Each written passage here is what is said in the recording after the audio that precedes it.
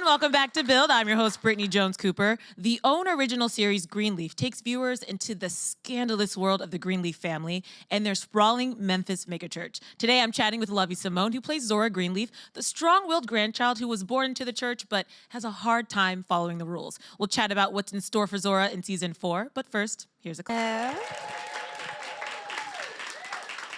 After watching that trailer again, I'm seeing like a lot more Game of Thrones. Like, it's so intense, the battle for this church and in this family, and I think that's why fans love this show so much, why I love this show so much, and why it's back for a 4th season. How does that feel that you guys are getting a 4th season? That's really hard in TV these days. I mean, Greenleaf was like my first big thing, so like I'm not sure how that works with like seasons and stuff. So like I'm like, okay, cool, that's cool. 4th season is nice. Yeah. And take me back to the beginning then. How did you go into read for Zora? How was she described back then? And then what has that journey been like up until now for her? Well, back then they kind of described Zora the same way that she is, like witty. She's kind of the wild child. She wants to go and be an actor in New York, and you're kind of gonna tap into that side a little more, season 4, and you're also gonna see her kind of change and mature kind of throughout the seasons, because like season 1 through 3, Zora was kind of just like in it to win it for herself, nothing else. So it's gonna be cool seeing her unfold. Yeah, she really sort of, she's the rebel in the family, in this very religious, faith-based family. She's really kind of pushing the boundaries in a lot of different ways. And one thing that we've seen in previous seasons was her relationship with Isaiah. So she's coming out of that. That was an abusive relationship. How does that affect her going forward? What did she maybe learn from that you can see her working through in season 4? With any kind of... With her relationship with Isaiah, I feel like she was shown a part of herself as well. I feel like she had to set boundaries. That's the difference. Like, she had to set those boundaries for herself and for her sanity and for her like livelihood. I also feel like she learned what she didn't want out of relationships, and learning what she didn't want kind of just, that's being taken into season 4. So you're kind of going to see her work everything out kind of a little differently than Zora would have done in seasons 1 through 3. Like, I feel like this relationship definitely opened her eyes to like life. It was transformative, and I know for a lot of viewers, when I was doing research, that storyline is something they really connected with. Yes. Because she was in this sort of physically and verbally abusive relationship as a teen, and I think a lot of people like to pretend that doesn't happen. Did you get feedback from fans or social media about that storyline? Yes, a lot of people have actually told me like that's exactly what they went through, So it's kind of, I love being able to play that character that nobody likes to really talk about, because it's finding like that gray area between like the white and the black, like what adults see, what the kids see, but kind of just tying it all together. And I feel like the way it was written was in such a real way. It wasn't like, Zora could have like prevented anything or like any type of hero situation. It just happened because that's how life happens, Yeah. And even if you have a family who's really supportive and trying to help you, you can still make choices that are to your detriment, and that's just like a personal journey you have to go on. Exactly. You kind of have to learn it yourself. I feel like Zora's definitely like the type, she has to kind of go through it herself to be able to learn it. I feel like that's where we kind of are similar too. Yeah. There's things I really love about Zora, and there's things that scare me, especially because her aunt Faith, committed suicide and had a lot of issues and was in her own kind of domestic situation and used drugs, and you can see Zora sort of making those choices. Have you thought about how her aunt's death and everything around her aunt has affected Zora or influenced her? I feel like it definitely influenced her, more so the family kind of turned their eye to Zora when everything was kind of going on. I feel like that's when Zora was kind of like, okay, well, I'm just going to do whatever I want because everybody's doing whatever they want, So I feel like that's, with the whole faith, I feel that affected her as well, but I don't feel like she sees herself in faith, because I don't feel like people see themselves in people until after they go through something. So were there any conversations, though, between you and the writers about her being influenced by Faith's journey, or is it right now very separate? Right now, very separate. I was just trying to like... No, but that's a good observation. I see that. You saw that, we're right? here. Another relationship I really love is Zora and her cousin, Sophia. So can we talk about where they are now? Because they're kind of yin and yang. Yes. And I think they sort of help each other stay focused. Yes. But now college is coming up and things are probably going to change. Yes. Throughout the season, you kind of see the dynamics between Sophia and Zora change as they're maturing, because as Zora's maturing, all she wants is peace. And if you kind of are looking for peace, you can't get nothing else, you know? So with Sophia, you kind of see them kind of work on their relationship, even though in the past we kind of really went through it. We fought, everything. Yeah. How do you think Zora will fare without her cousin there, if her cousin goes away, ends up going away to college? I'm not sure. I don't know how Zora's gonna do this, because that's literally my sister cousin. That's my only friend. Like, as soon as she came in the house, I kind of just was like, oh, you're here, we are here, you know? Yeah. That's why I said sometimes Zora worries me, because I don't know how she's gonna do without Sophia there. Yeah. But she does have her grandma there, Lady May. Mm-hmm. Please tell me what it's like working with that amazing woman. It's Lynn, yeah. so cool. It's so cool because it's like you see people and like you see them in their zone, and then you see them like as people. Yeah. And then it's like she's so elegant that I never feel like she comes out of her zone in a way. And I also feel like I learn a lot from her.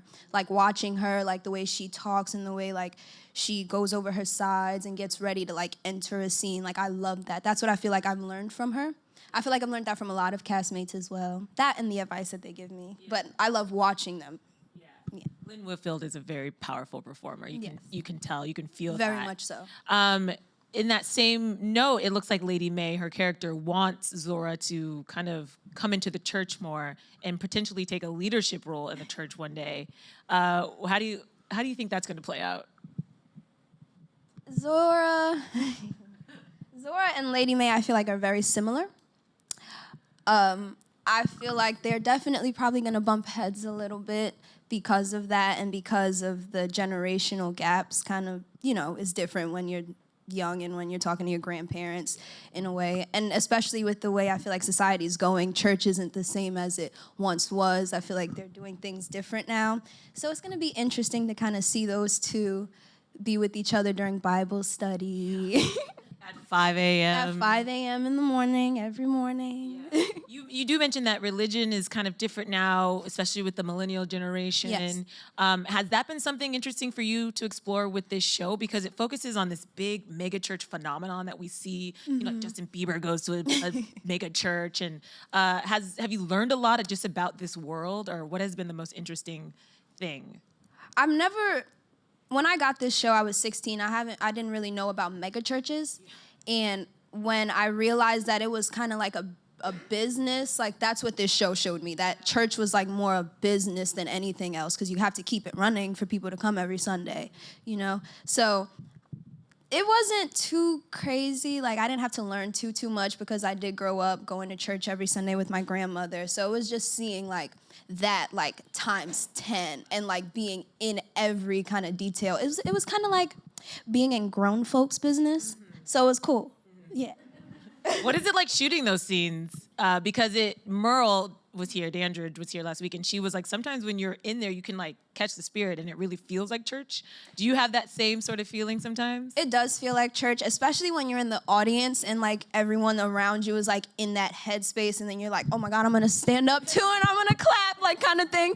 So it's really fun. I feel like I definitely it's also the performances, you know, like seeing Lynn talk and seeing Keith David talk and having them like have so much power and like reason behind every word they say. It's like, oh my God, I just want to keep listening to you. You're right. Yes, I do want to clap with the rest of this crowd, even though we've clapped 64 times. Like, so yeah, it's nice and I love it. Do you have a memorable day from set in season 4, whether it was something in the church or even a performance with Lynn, like just a day that you can't wait for audiences to see and soak in? I don't know about season 4, but can I tell you about another season? Okay. Season 1, the dinner scene, the first scene. that was the first scene that we ever shot on Greenleaf. So we were all meeting that scene. And that scene took about a week to film. Yeah, and I remember me and Desiree, who plays Sophia, every time we just left the table, we was just standing right in the other room, and then we got to a point where we were just saying everyone's lines, and we were just like, yeah, really? And then we were just kind of like mocking. So I love like stuff like that. Like that was the most memorable part for me. Yeah, and how crazy that was the first scene because you guys didn't know each other. And We it's did like not know each other, and there was a lot of attacking. Scene. Yeah, that's such an intense way to start. Such an intense way. But I understand why that's memorable for you, especially since this was like kind of your first big show. That's when I knew they were my family. I was like, okay, these guys get me. And you're 20 now, right? Yes. But you're playing high schoolers. I know you're playing a high schooler here, and then I saw you in Cher, which is an amazing film. And then you have Stella and the Spades. Yes. And you also play a high schooler. Yes. What is interesting about playing somebody in high school at this time? Because all of these roles, your characters are dealing with serious issues that you wouldn't typically think of a teen having to deal with. So what is that like now for you?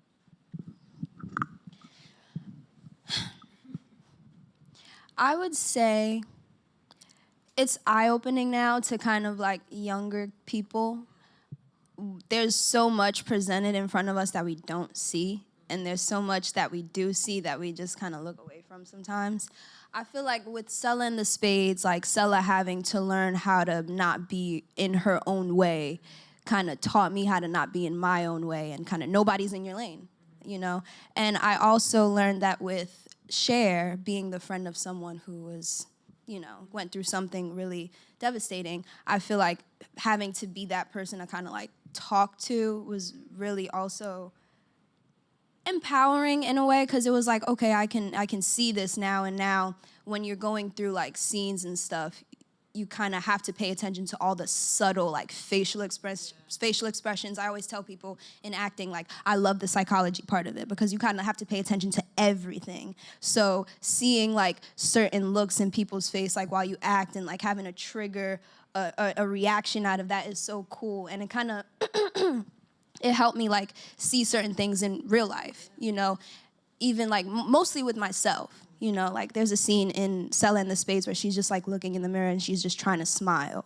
Like she's just trying to like, that's all. And it's a fake smile, but she's trying to like make it look real. And like I caught myself like a couple months ago, I wasn't that happy. And I was like, okay, we're gonna bust out a smile. And I was like, wait a second. You're doing something here. So it's like really cool being able to be a part of like scenes like that and the psychology part, and then have it like tap into your real life too.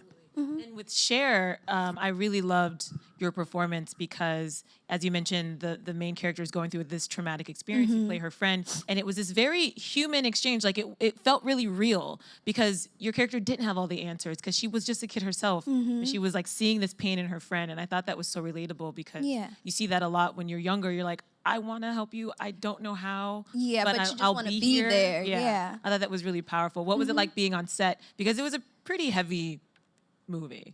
Yes. It was very heavy, but set was fun. It was fun because we were all around the same age. We all got along, but we knew when to like get into the mode. I feel like I loved playing Jenna because I did like being that friend that was just kind of like there. Because Lovie is the kind of person who wants to fix everything, tell me how I can do it. But like playing Jenna taught me like just presence can be enough. Yeah. Did that movie impact how you use social media or anything? I felt like I wanted to pay more attention to like I don't know, how I treat people on social media, how I kind of interact. I mean, I've always been the type to polite, nice. I don't really try to attack people or anything, so it didn't really change anything for me. And then with Stella and the Spades, that premiered at Sundance. Yes. Please take me through that experience because that's such a huge experience, and it was so well received, and the cast was so dynamic. Jesse Williams and Gina Torres. Yeah. Just take me through that experience, and have you had time to kind of just process all that? I still haven't processed it yet because I'm extremely nervous, and I was just freaking out the whole time I was there. My hands were sweating, and like I was shaking, and I was like the whole time in the movie I was like, do I even look all right? Okay, cool, we're gonna just look in. But it was really It was amazing. It was amazing. I definitely had the imposter syndrome for a moment, but then I kind of got back and I was like, wow, you really did it. Like, I loved that I was able to play like this strong character who's like handling drugs and alcohol and little kids and older kids. Like, it was just cool. It was fun. Yeah. It was fun to play Stella, and watching it at Sundance was surreal. Having a cast like Jesse Williams and Gina Torres play my mom was amazing. It was also another learning experience because I love learning from like older actors that have been in the game longer than me. Mm-hmm. What is something that you learned on that set?